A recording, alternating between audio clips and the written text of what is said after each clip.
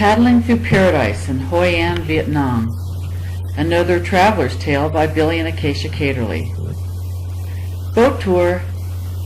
Hanging out on a bridge over the Tuban River at the edge of Hoi An's morning market, she approached us. "Have boat. Want to go?" In a 10-foot rowboat up and down the river for 30,000 dong an hour, she wanted to guide us. Seeing this strikingly expressive and noisy town from the peaceful river was most appealing. In bargaining with her for a 2-hour boat ride, she showed an integrity and a naivete missing in other vendors in the city. She couldn't understand why we didn't believe her, that $2 an hour was the cost, or that anyone would be charging either less or more. This was the price, and it was fair. We accepted. Following her down a small alleyway to her rowboat, we gingerly boarded. M was her name, and she spoke English very well. Soon, pieces of her life gently spilled from her as she told us of her children and of her husband who fishes day and night to support them. She lives on one of the islands in the center of the river and is up at 4:30 each morning to see her family off to school or to the open sea.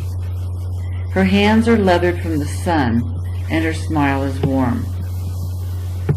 Although she learned English in school, she perfected it while giving tours such as this one, and by speaking with foreigners. Even now, there was an eagerness to learn new words. The silence of the river and the rhythmic rowing was seductive. It was soothing to be distanced from the hustle, bustle, clamor, and noise of Hoi An. M explained how every year during the heavy September and October rains, the river floods. People are forced to leave their homes and live on their boats. Whole families board these small vessels and cook, eat, and sleep for months until the river water returns to reasonable levels. All the houses along the river, the ones on the islands in the center of the river, and even the market alongside get flooded regularly at this same time of the season. When the waters subside, it's time to go in, scrape out the mud, and start over, living on land once again. Even the riverside hotels must do the same thing, she said. What a daunting task. Our 2 hours sped by, enveloped in this peacefulness, and we just had to have more. Plans were made to meet her the following morning at 5:30 a.m. for an early view of the daily activities. Before sunrise, we were ready to go. On our way to the bridge to meet M, we saw adults lined up in schoolyards doing exercises and stretching to music, using bamboo sticks for balance. Children, too, were in groups in front of the other buildings doing routines for school or for sport. The market was bustling as we neared the bridge. Fishermen and women with their catch, fresh from the river and the sea, were lined up, and fish were brought into the stalls. Women with their fruits and vegetables displayed on their mats were already in rows. There was the distinct impression that we were late. Again, we met with our riverboat friend and softly cruised up the river towards the sea. Viewing the night's fishermen and women coming to market from the vantage point of being on the river was a revelation. Perpendicular to the market, boats were docked side by side, with the earliest arrivals being the closest. Everyone with catch to sell had to walk over the previously docked boat with their baskets filled to the brim. M knew many of these vendors and fishermen and spoke to them all to find out how the evening went. One woman, who looked especially fatigued, was explaining that she had been up all night and had only a little catch to show for it.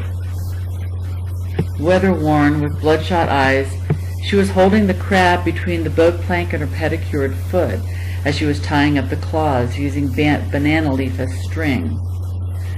Silently, with only the lapping of water and the distant muffles of human chatter, our small craft continued on in the morning light.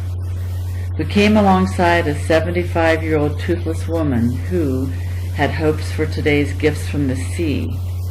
She spoke of her 7 children, how her husband had died before her, and of the war. Rail thin and having endured life's beatings, she works every day to support herself so that she can eat. Her human beauty is blazing, obvious. She is a survivor. More of the town is awakening now, and there are ferries going from one side to the other, filled with school children in their aldais, with their motorbikes or bicycles behind them. Another young fisherwoman has her boat docked in the middle of the river. She asks M for a lift to the market with her sea goods so that she can get there quickly. She deftly hauls her battered and taped styrofoam box onto our small boat and climbs in. We rock and dip with the weight. M apologizes to us for any inconvenience, but she cannot just leave a friend who is in need, has asked for a favor, and must support her family. The fisherwoman barely looks at us.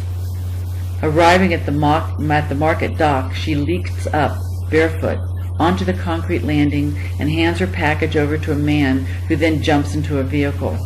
The seafood is going to market 40 minutes away in Da Nang, and she almost missed him. It's been another 2 hours that have sped by, filled with images of daily Vietnamese river life. We have had the perfect guide. The respite from the dissonance in town has been appreciated, and we hate to see our boat trip end.